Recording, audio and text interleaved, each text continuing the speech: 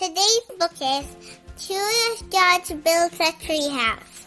George was a good little monkey, but sometimes he broke the house rules. Painting on the walls was against the rules. So was buttering corn with your feet. The animals outside didn't have to worry about house rules. That made it seem like a great place for a monkey. The tree was nice. Until it started raining. George couldn't live in the tree and stay dry unless he had a tree house. Then he could make his own house rules. George went to see how other houses were made. Mrs. Rankins was building a chicken coop. Maybe she could help. George looked at some drawings Mrs. Rankins had. "Those are my plans, George," she explained. Of course. George needed a plan. He drew a picture of his treehouse. Mrs. Rankins liked George's drawing.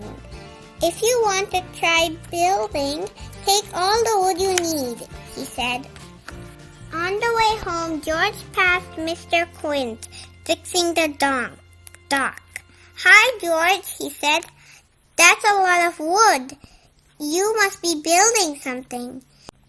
Mr. Quint offered George some nails. "Take anything you need, neighbor." Admired with his handy monkey tool set, George was ready to build. This would be his house, and he would make all the rules. George chose a piece of wood for the floor of the treehouse. He tried to balance it on his favorite branch, but it didn't stay up. Building was not easy. How could he keep his floor from tipping over? Maybe he needed to balance his floor on two branches. Success! Now it was time to put up the walls. George remembered how Mr. Quint used the tools on the dock. It was even faster when you could use your feet. After lots of hard work, there was only one wall left to build.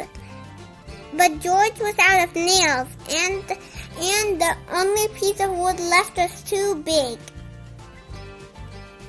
George went back to Mrs. Rankins' farm. She told him he could have any wood he wanted. Then he stopped at the dock for nails. George's treehouse was finally done. "Wow," said the man with the yellow hat. "You built your own house. Where did you get all the wood and nails?" And just then, the neighbors showed up. "George, did you take my wall?" asked Mrs. Rankins. Mr. Quint asked, "Did you take my nails from my dock?" George was sorry, but when the neighbors saw his careful plans, they did not want George to lose his treehouse. "It's okay. I did say you could have whatever nails you wanted," Mr. Quint said, "and I can make a new wall," Mrs. Rankins said. Now George had a place where he made the rules. Rule number 1.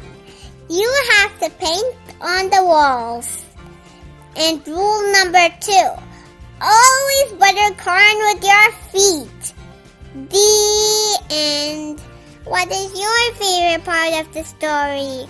My favorite part of the story is where he got to paint on the walls.